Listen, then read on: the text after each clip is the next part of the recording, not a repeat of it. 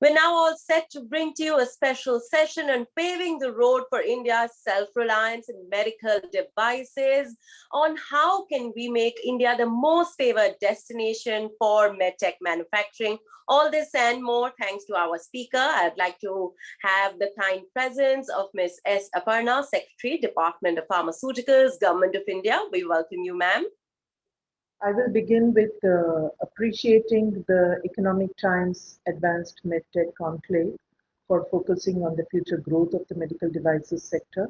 This sector is right now in its growth phase, although there are already several well-established domestic manufacturers in specific product segment. During the current pandemic, the sector has responded fairly efficiently and that has given confidence that we are in now a position to move from a position of high dependence on import to one of self-reliance and an increasing share in the global markets. The sector has been termed a sunrise sector with a CAGR of about 15% or so in the last few years.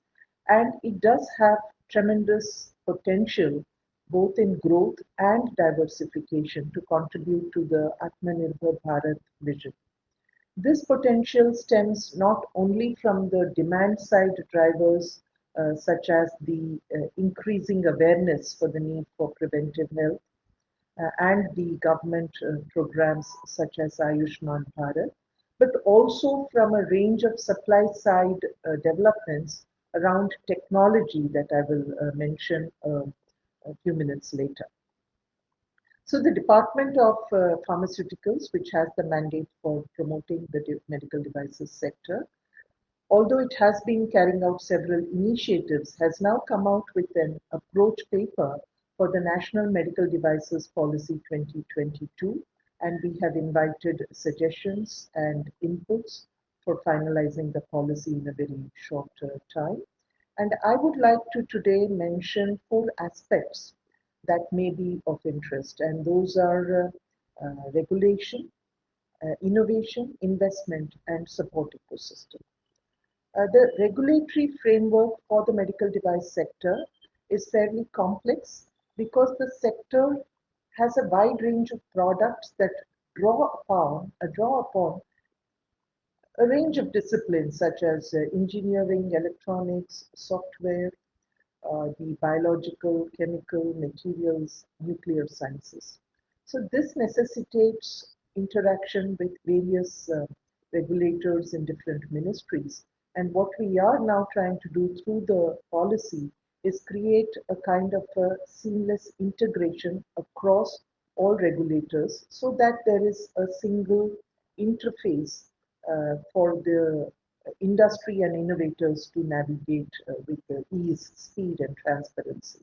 Already, the medical devices are entering from a registration to a licensing regime under the medical devices rules, and I'm happy to report that the Ministry of Health and Family Welfare, through the CDSCO, has been actively engaging with industry to inform, advise, and take feedback on this transition. And industry on its part has also been extremely ready and forthcoming to manage a very smooth transition, which will be in the interest of increased quality, safety, and efficacy, which is not necessary only for patients, but also for global competitiveness.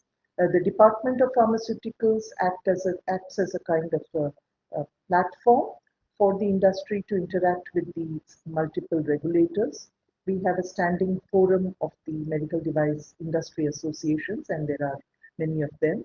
And in that forum, we encourage industry to deliberate upon outstanding regulatory issues and come to a consensus which we can then pursue with the regulators concerned. So we do believe that a streamlined regulatory framework will be essential for ensuring the future growth of the sector, and the government, this department, is committed to seeing that we can move in that direction.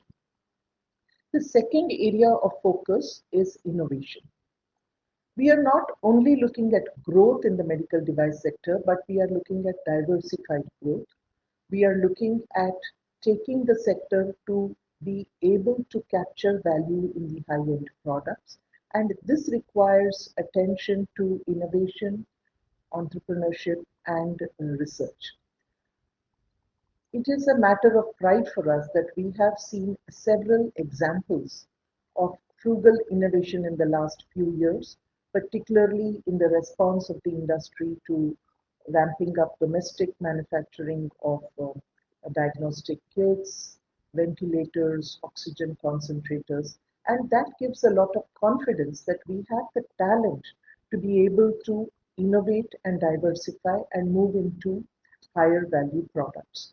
I would hasten to mention that we are not only focusing on innovation that is, incremental or cosmetic in its approach, but that which will enable the sector not to play catch up, but lead in terms of, say, 3 to 5 futuristic technology. And the supply side drivers, as I mentioned briefly in the beginning, are those where we have already have inherent strengths in terms of our talent. And these are supply side trends are, you see a greater use of wearables, one sees increased miniaturization. There is more use of AI in product management, in clinical trials. There is a greater emphasis on data analytics as a way to improve patient experience. Uh, More and more, one sees the use of sensors in remote monitoring of patients. So there are a wide range of technologies that are emerging, which will enable the medical device sector to work with the IT sector, where again we have very good talent, to change the landscape of the medical device sector and its contribution not only to the domestic market but globally. To support innovation, we do think that it is going to be extremely important to invite and encourage investments in R&D in India, both from domestic and the global medical devices sector. Already there are global medical device firms that have large R&D setups in India, notably in Bangalore, in Hyderabad, etc. I think there is a scope for increasing the attention to investment not only in manufacturing but also to R&D, and this is something that we will try to pursue through the policy. In terms of investment, which certainly is required in a big way, if we are to achieve the vision of being a $50 billion sector by 2025-26, already, as many of you may be aware, the PLI scheme for medical devices has elicited a good response from the industry. Some of the participants have already moved into the commissioned and production phase, and they include the high-end product segments that I was talking about. In addition, the Government of India is supporting the setting up of 4 medical devices parks in the country. They are in Tamil Nadu, Madhya Pradesh, Himachal Pradesh, and Uttar Pradesh.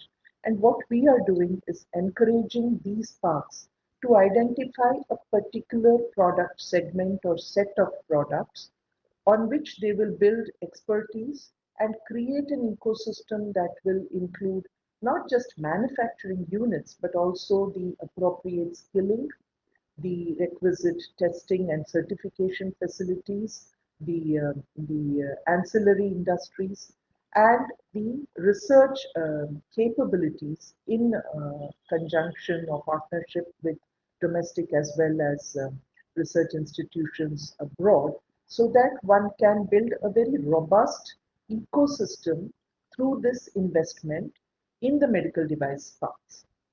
The other aspect of the ecosystem is also, I do believe, attention to MSMEs that act as suppliers for many of our medical device product segments.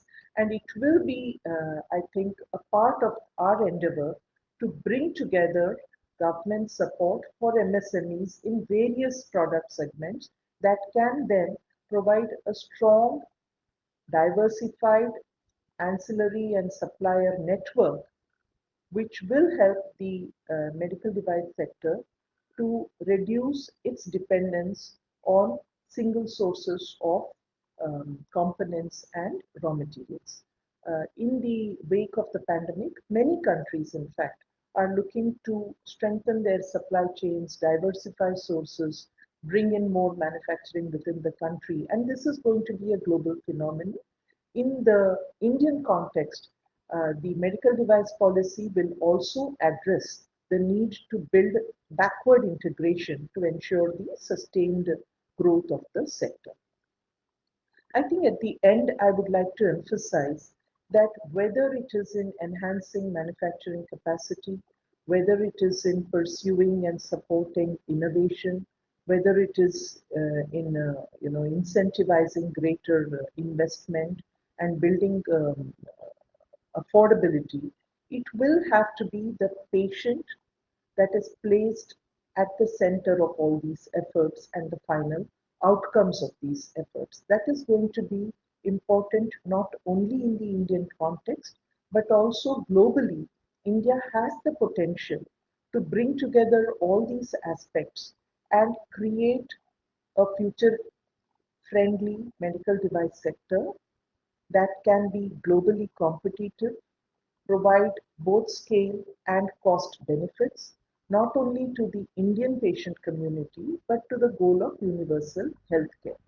Therein lies the potential of the sector, and I do hope that in the deliberations that are held during the conclave, the participants would bring forth their inputs and suggestions on how best we can weave together these strands in a very complex and multidisciplinary sector as is the medical devices to attain our goals for creating a very robust, sustained, diversified growth and ensuring leadership in the coming 2 decades. I look forward to the deliberations and your inputs will be extremely valuable to the department in finalizing the policy as we go forward. Thank you so much.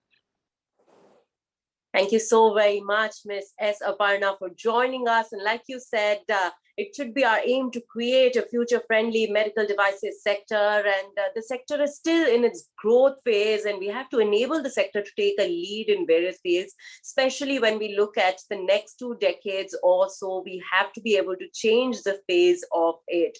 And once again, as I thank you for joining us, and let me tell all our viewers right here that we have some very special panels lined up for you. Our next panel will be talking a lot about MedTech for the future. How will today's trends define tomorrow's healthcare and what's in the cards? Our speakers will be focusing a lot about how all the more need is there now, right after the pandemic, for sufficient medical supplies, rapid diagnostics, surveillance, and so much more, with a big focus on all of this.